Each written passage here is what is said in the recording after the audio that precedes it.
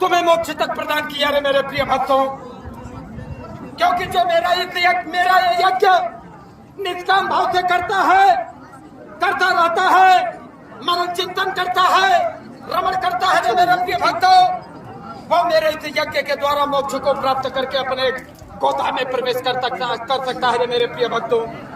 क्योंकि तुम मानव हो, कोई मामूली मानव नहीं हो, तुम मानवों में श्रेष्ठ हो मेरे प्रिय भक्तों।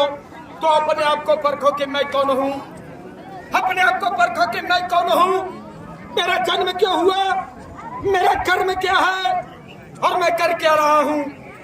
सो है मेरे प्रिय भक्तों, जो मेरा प्रिय भक्त अपने आप को और अपने अस्तित्व को परख लेता है, वही सत्य के मार्ग पर चलता है रे मेरे प्रिय भक्तों। जब सत्य के मार्ग पर चलता है तो वही अंततोगत्वा मेरे चरणों का अनुसरण प्राप्त करता है। जब मेरे चरणों का अनुसरण प्राप्त कर लेता है मेरे प्रिय भक्तों, तब उसे कुछ भी नहीं रह जाता, क्योंकि अपने आप को और अपने सारे सवरियों को मुझे समर्पण कर देता है। मुझे समर्पण करके मुझ में ही रमण करता है, मुझ में ही चिंतन करता है, वही अंततोगत्वा मेरा हो जाता है मेरे प्रिय भक्तों। वही मोक्ष को प्राप्त करके मेरे धाम में प्रवेश कर जाता है। जब मेरे धाम में प्रवेश करता है मेरे प्रिय भक्तों, तब अपने स्वरूप को प्राप्त कर लेता है। क्योंकि तुम माना हो, तुम्हें अपने स्वरूप का बोध होना चाहिए कि मेरा स्वरूप क्या है। यदि तुम्हें तुम्हारे स्वरूप का बोध हो गया रे मेरे प्रिय भक्तों, तो ये जो सांसारिक माया है, ये जो सांसारिक प्रपंच है, धीरे धीरे इससे तुम दूर होने लगोगे। क्योंकि यही मोह, यही लोभ, यही ईर्ष्या, यही अहंकार, यही एक दूसरे के प्रति हीन भावना, यही तो तुम्हें पतन के मार्ग पर ले जा रही है। क्योंकि ये मन तुम्हें संकल्प विकल्प में उलझा करके तुम्हारे पांवों में वो बेरियां डाल दी है मेरे प्रिय भक्तों, कि इस मन के संकल्प विकल्प से तुम बाहर नहीं निकल पा रहे हो। ये मन तुम्हें उलझा करके ये तुम्हें पतन के मार्ग पर ले जा रहे हैं मेरे प्रिय भक्तों। और इस मन के संकल्प विकल्प से बाहर निकलो, इस मन के संकल्प विकल्प से बाहर निकलो और अपने अस्तित्व को परखो। जब तुम अपने अस्तित्व को परखोगे तभी तुम्हें सत्य का बोध होगा मेरे प्रिय भक्तों। जब तुम्हें सत्य का बोध होगा तभी तो तुम्हें मेरे चरणों का प्राप्ति होगी मेरे प्रिय भक्तों। और जो मेरा प्रिय भक्त मेरे चरणों का अनुसरण प्राप्त कर लेता है, उसे से कुछ भी नहीं रह जाता है मेरे प्रिय भक्तों, वो मेरा होता है। कृष्ण की जय, कृष्ण की जय।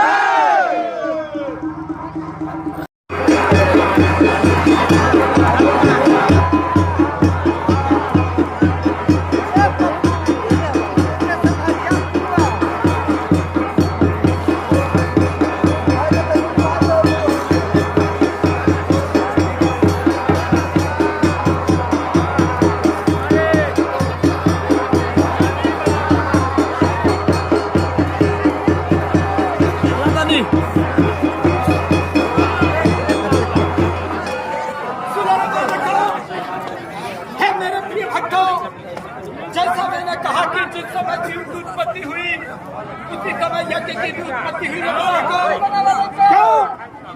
ताकि जब कोई मानव घर या पति या संकट में फंस जाए तो इस यज्ञ द्वारा अपना उद्धार कर सके। हे मेरे प्रिय भक्तों, मेरे इस यज्ञ से धान ऐश्वर्य सुख समृद्धि पुत्र ऐश्वर्य ख्याति प्राप्त होता है रे मेरे प्रिय भक्तों। क्योंकि ये मेरा यज्ञ कोई मामूली यज्ञ नहीं है, ये यज्ञ में यज्ञ है, ये श्रेष्ठ यज्ञ है रे मेरे प्रिय भक्तों। क्योंकि ये मेरा यज्ञ मेरे द्वारा ही निर्मित है और मैं इस यज्ञ से अति प्रसन्न होता हूँ। क्योंकि इस यज्ञ से मैं अति प्रसन्न होता हूँ और प्रसन्न होकर के इस यज्ञ में मैं तुम्हें अभय प्रदान करता हूँ रे मेरे प्रिय भक्तों। और जो मेरे इस यज्ञ को श्रद्धा पूर्वक करता है, सुनता है, उसे 10 यज्ञ का फल प्राप्त होता है रे मेरे प्रिय भक्तों। क्योंकि ये मेरा यज्ञ कोई मामूली यज्ञ नहीं है, ये धर्म यज्ञ है रे मेरे प्रिय भक्तों। ये धर्म यज्ञ है, ये कोई मामूली यज्ञ नहीं है, ये यज्ञ में यज्ञ है रे मेरे प्रिय भक्तों। क्योंकि आने वाले समय में ये मेरा यज्ञ और महत्तम पर होगा रे मेरे प्रिय भक्तों। लेकिन यदि सत्य और निष्ठा भाव से मेरे इस यज्ञ को जो करेगा, हे मेरे प्रिय भक्तों, हर जन्मों का पाप इस जन्म में कट जाएगा रे मेरे प्रिय भक्तों। ऐसा ही मेरा यज्ञ है। क्योंकि ये मेरा यज्ञ मेरे द्वारा निर्मित है, ये यज्ञ मेरे द्वारा निर्मित है। इस यज्ञ में मैं स्वयं हूँ,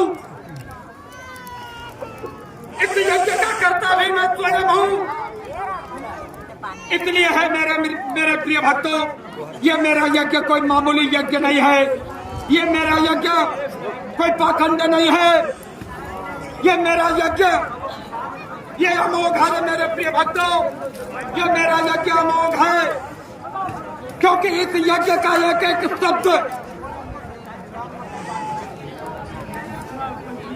शब्द तुम्हें वो अनुभूति प्राप्त कराएगी जो अनुभूति तुम्हें कभी प्राप्त नहीं हुआ होगा रे मेरे प्रिय भक्तों।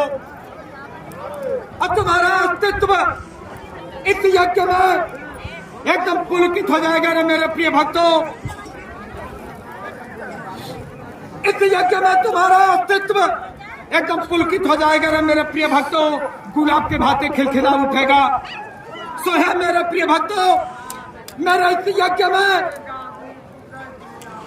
अच्छा एक बार बोलो नारायण की, एक बार बोलो नारायण की।